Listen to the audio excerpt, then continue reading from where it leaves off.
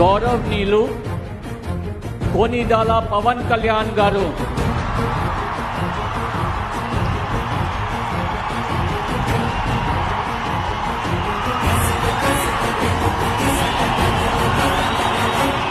నేను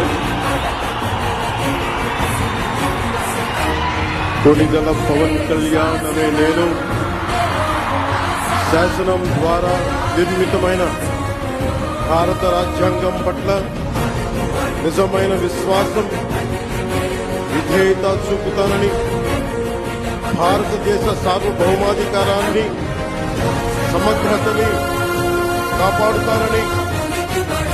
ఆంధ్రప్రదేశ్ రాష్ట్ర మంత్రిగా నా కర్తవ్యాలను శ్రద్ధతో అంతఃకరణ శుద్ధితో నిర్వహిస్తానని భయం గాని